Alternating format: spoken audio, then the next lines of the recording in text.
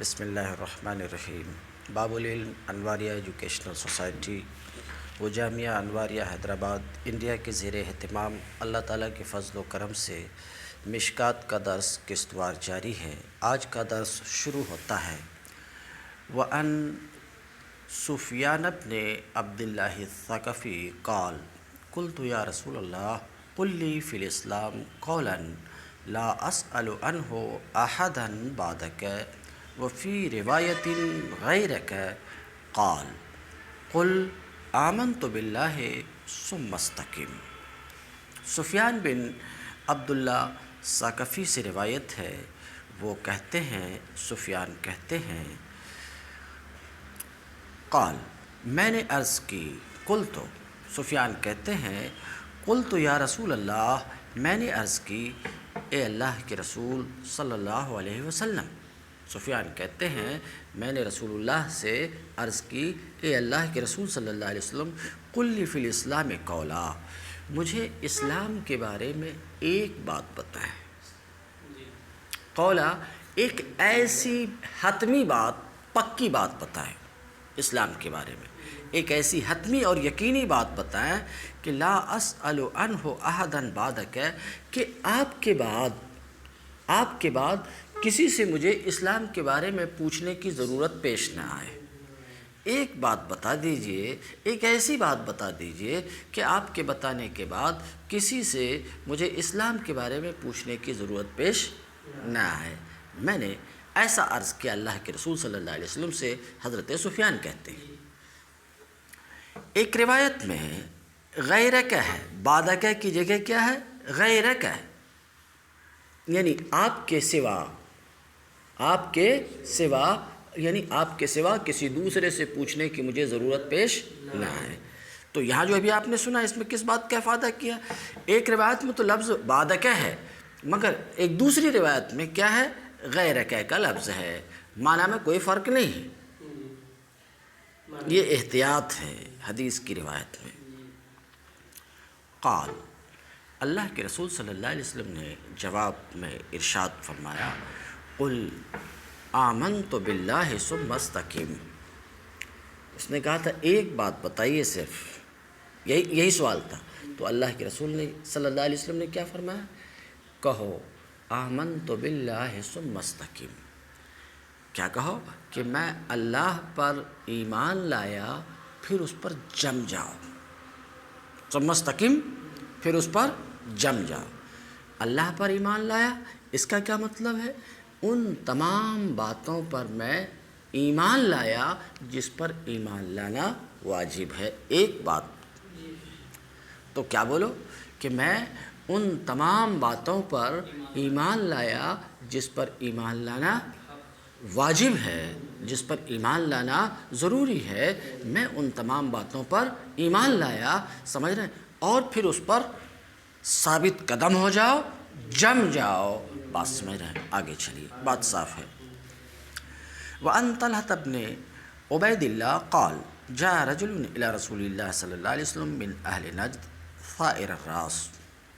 طلحہ بن عبید اللہ سے روایت ہے، وہ کہتے ہیں کہ ایک نجدی من اہل نجد، نجد کا رہنے والا، نجد ایک علاقے کا نام ہے، عرب کے ایک علاقے کا نام ہے، ٹھیک ہے؟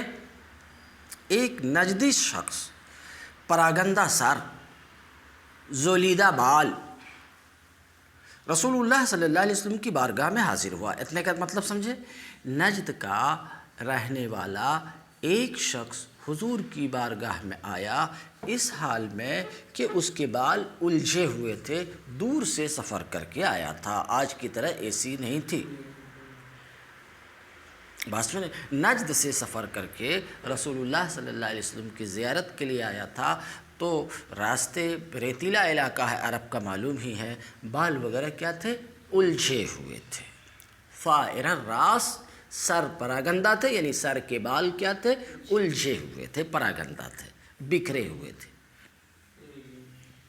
تو طلحہ بن عبید اللہ سے روایت ہے، وہ کہتے ہیں کہ ایک نجدی شخص حضور کی بارگاہ میں، رسول اللہ صلی اللہ علیہ وسلم کی بارگاہ میں حاضر ہوا، اس حال میں کہ اس کے بال زولیدہ تھے. اس کے بال کیا تھے؟ زولیدہ تھے. نسمع دوی صوتہ ولا نفقہ ما یقول. ہم ان کے آواز کی گونج تو سن رہے تھے، ہم ان کی آواز کے گونج کو تو سن رہے تھے، مگر وہ کیا بول رہے تھے سمجھ نہیں پا رہے تھے. کیوں؟ کیونکہ وہ دور تھا ہم سے. تو آواز کی گونج تو سمجھ میں آ رہی تھی مگر الفاظ سمجھ میں نہیں آ رہے تھے. کیوں سمجھ میں نہیں آ رہے تھے؟ ہمارے اور اس کے درمیان دوری کی وجہ سے. بات صاف ہے؟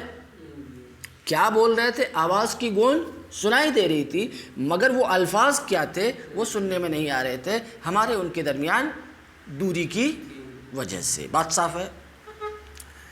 کہتے نسمع دوی صوتہ، ہم اس کی آواز کی گونج کو تو سن رہے تھے لیکن انہوں کیا بول رہے تھے ہم سمجھ نہیں رہے تھے. حتی دنا من رسول اللہ صلی اللہ علیہ وسلم، یہاں تک کہ وہ آنے والا شخص رسول اللہ کے قریب آیا. یہاں تک کہ رسول اللہ صلی اللہ علیہ وسلم کے قریب آیا. فَإِذَا، تو اس وقت ہم نے سنا، جب رسول اللہ صلی اللہ علیہ وسلم کے قریب آیا تو اس وقت آواز کے ساتھ ساتھ الفاظ کو بھی ہم نے سنا. یہاں تک کہ وہ رسول اللہ صلی اللہ علیہ وسلم کے قریب آیا. فَإِذَا هُوَ يَسْأَلُ، تو اس وقت ان کے الفاظ بھی سنے. کیا؟ کہ وہ اسلام کے بارے میں پوچھ رہا ہے. وہ کیا کر رہے تھے؟ اسلام کے بارے میں. اسلام سے یہاں پر مراد ہے فرائض اسلام، کیونکہ آنے والا شخص مسلم تھا. آنے والا شخص کیا تھا؟ مسلم تھا. اور جواب میں بھی شہادت کا ذکر نہیں ہے. سمجھ رہے؟ اشہد ان لا الہ الا اللہ و اشہد ان محمد الرسول اللہ، یہ ذکر نہیں ہے. تو آنے والا شخص مسلم تھا، جواب میں ذکر نہیں ہونا اس لیے کہ وہ مسلم تھا ہی. بات سمجھ رہے کہ نہیں؟ وہ مسلم مومن تھا ہی. تو اس کا سوال کس کے بارے میں تھا؟ اسلام کی حقیقت کے بارے میں نہیں کہ اسلام کی حقیقت کیا ہے یا رسول اللہ یہ بتائیے، یہ اس کا سوال نہیں تھا، بلکہ اسلام کے فرائض کے بارے میں کہ اسلام میں کیا کیا باتیں فرض ہیں. بات صاف ہے؟ فَإِذَا هُوَ يَسْأَلُ عَنِ الْإِسْلَامِ، تو وہ شخص اسلام کے بارے میں پوچھ رہا تھا. ٹھیک ہے؟ کس کے بارے میں پوچھ رہا تھا؟ اسلام کے بارے میں، یعنی فرائض اسلام، کہ اسلام میں کیا کیا باتیں فرض ہیں. فقال رسول اللہ صلی اللہ علیہ وسلم، تو اس کا سوال کیا تھا؟ اسلام میں کون کون سی باتیں فرض ہیں. تو جواب میں رسول اللہ صلی اللہ علیہ وسلم نے فرمایا 5 صلوات فی الیوم واللیلہ، شب و روز میں 5 نمازیں. ترجمہ: شب و روز میں 5 نمازیں فرض ہیں. 5 نمازیں فرض ہیں یعنی 5 نمازوں کو ادا کرنا فرض ہے. یہ مطلب ہوا، ترجمہ نہیں ہے. بات سمجھ رہے؟ تو اللہ کے رسول صلی اللہ علیہ وسلم نے فرمایا کہ شب و روز میں 5 نمازیں. فقال هل علی غیرہن، پھر اس شخص نے رسول اللہ صلی اللہ علیہ وسلم سے عرض کیا کہ کیا ان 5 نمازوں کے سوا، ان 5 نمازوں کے سوا اور بھی کوئی نماز فرض ہے. بات سمجھ میں آ رہی؟ فَهَلْ عَلَيَّ غَيْرُهُنَّ، ان 5 نمازوں کے سوا اور بھی کوئی نماز فرض ہے. فقال لا، تو اللہ کے رسول صلی اللہ علیہ وسلم نے فرمایا نہیں، بس یہی 5 نمازیں واجب ہیں، ان کے سوا اور کوئی نماز واجب نہیں. اب اس پر ایک سوال، آپ تو کہتے ہیں وتر کی نماز واجب ہے، آپ تو کہتے ہیں عیدین کی نماز واجب ہے. یہ حدیث تو بتا رہی ہے کہ وتر کی نماز واجب نہیں، کیونکہ رسول اللہ صلی اللہ علیہ وسلم نے فرمایا لا، 5 نمازوں کے سوا کوئی نماز واجب نہیں. تو آپ کیسے کہتے ہیں؟ ایک سوال، بات آپ سمجھ رہے ہیں؟ تو یہ سوال ہم پر امام شافعی کی طرف سے بھی وارد ہوتا ہے. سمجھ رہے ہیں؟ بہرحال ہم اس بات کے قائل ہیں کہ وتر واجب ہے. احناف ہم جب بولے، ہم کبھی بھی بولیں تو وہ احناف سمجھو گے. تو احناف اس بات کے قائل ہیں کہ وطر بھی واجب ہے اور عیدین کی بھی نماز واجب ہے. تو یہ حدیث تو بتا رہی ہے کہ واجب نہیں ہے. تو بھلا کس طریقے سے اس کا جواب کیا ہو سکتا ہے؟ یہ ہے سوال. دیکھیے ابھی تو پوری حدیث آپ کے سامنے نہیں گزری ہے، پوری حدیث کو آپ نے نہیں سنا، مگر یہاں پر جتنی روایت ہے، سمجھ رہے ہیں، جتنے الفاظ ہیں، تو روایت میں یہاں کمی ہے. روایت میں کیا ہے؟ کمی ہے. کیا ہوتا ہے ذرا دھیان سے سنو. روایت میں کیسے کمی ہو گئی؟ اب تمہارے اس سوال کا جواب دے رہا ہوں، اصل جواب پیچھے پلٹ گیا. میں کیا بولا؟ یہاں روایت میں کمی. رسول اللہ صلی اللہ علیہ وسلم نے کچھ ارشاد فرمایا یا کسی نے سوال کیا اور جواب دیا. بہت سے لوگ رہتے ہیں تو کسی کو لگتا ہے کہ اتنی بات بہت اہم ہے، تو اتنی سی بات لے کر کے کہ اللہ کے رسول صلی اللہ علیہ وسلم نے ایسا فرمایا. تو کوئی جس کو لگتا ہے کہ یہ بات بیان کیا جانا، اس بات کو بیان کیا جانا ضروری، صرف اتنے سے حصے کو لیتا ہے.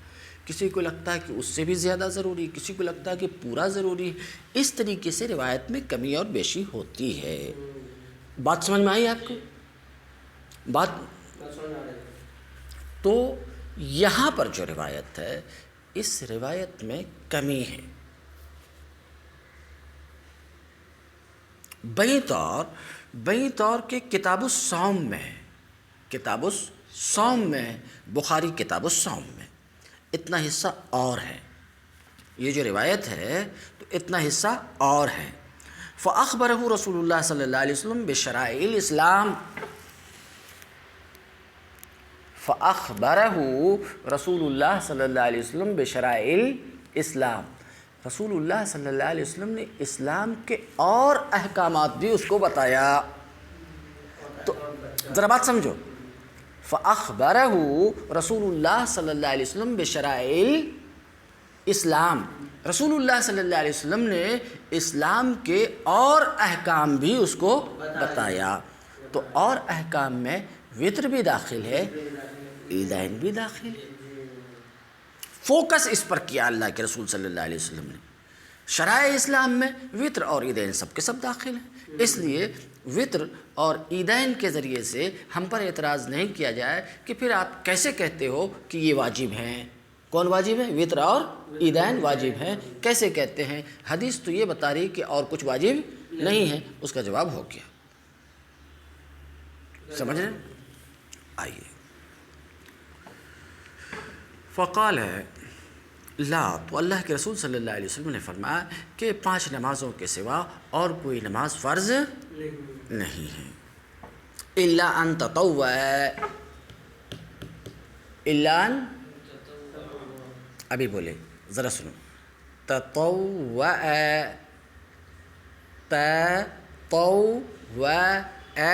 تقبل.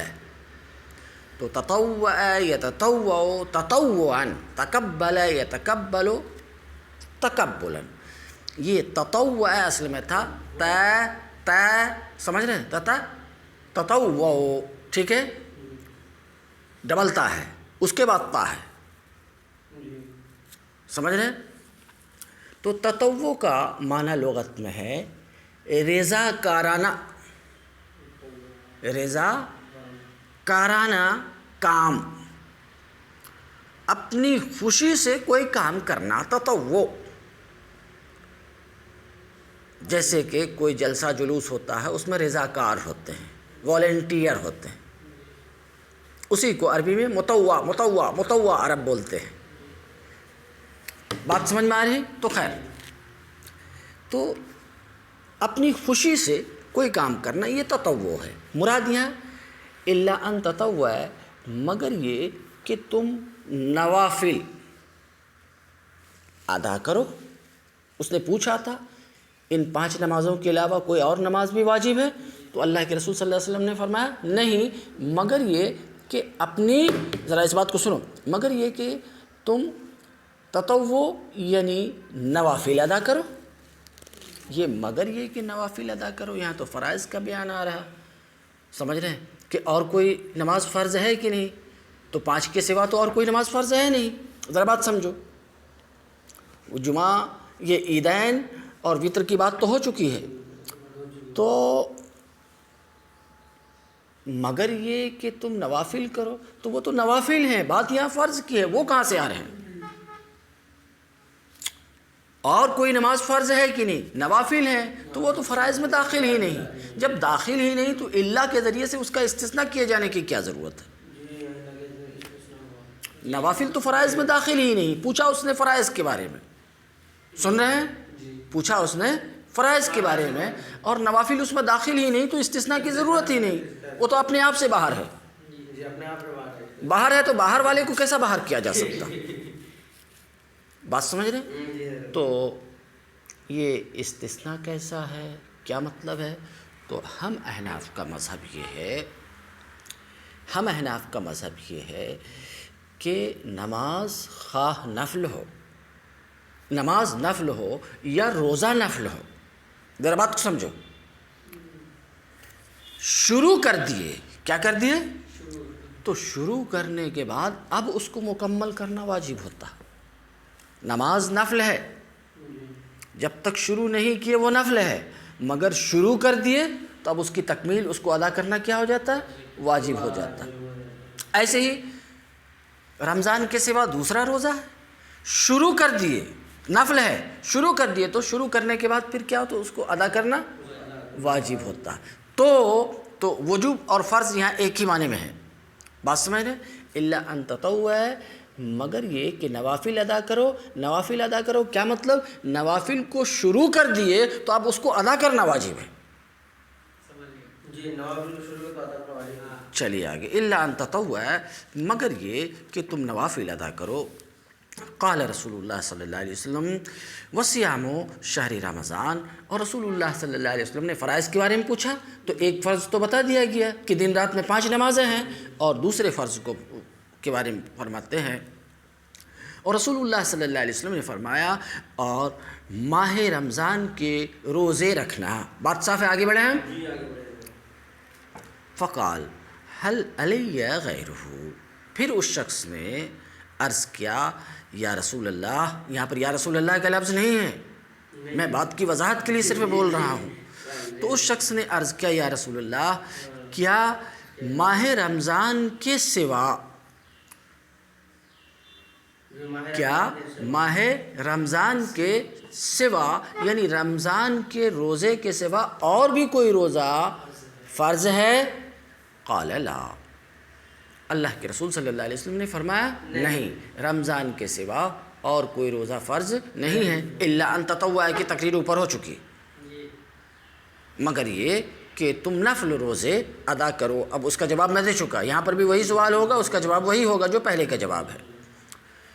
قال وذکر لہ رسول اللہ صلی اللہ علیہ وسلم الزکوٰۃ، راوی کہتے ہیں، کون کہتے ہیں؟ راوی کہتے ہیں، اور اس حدیث کے راوی کون ہیں؟ طلحہ بن عبید اللہ، ٹھیک ہے؟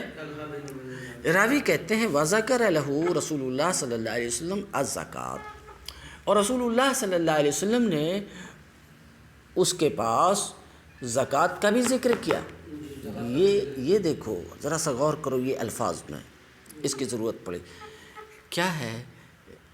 زکوٰۃ بھی اسلام میں فرض ہے، مگر اس فرضیت کو بتانے کے لیے رسول اللہ صلی اللہ علیہ وسلم کی زبان مبارک سے کون سے الفاظ نکلے؟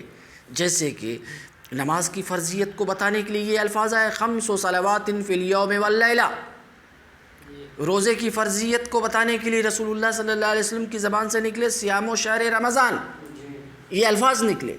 تو زکوٰۃ کی فرضیت کو بتانے کے لیے، ذرا دھیان سے سنو، زکوٰۃ کی فرضیت کو بتانے کے لیے رسول اللہ صلی اللہ علیہ وسلم کی زبان مبارک سے کون سے الفاظ نکلے؟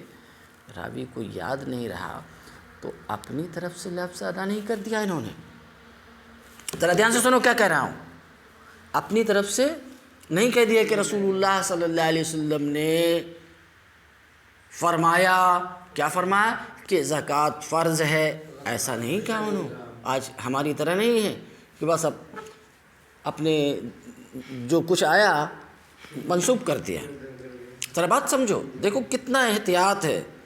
یاد نہیں رہا پکا طور پر کہ کون سا لفظ بولے تھے آپ صلی اللہ علیہ وسلم کی زبان مبارک سے، کون سا لفظ نکلا تھا. زکوٰۃ کی بات تو کی تھی، مگر اس بات کو کہنے کے لیے آپ کی زبان مبارک سے کیا الفاظ نکلے تھے راوی کو یاد نہیں رہا.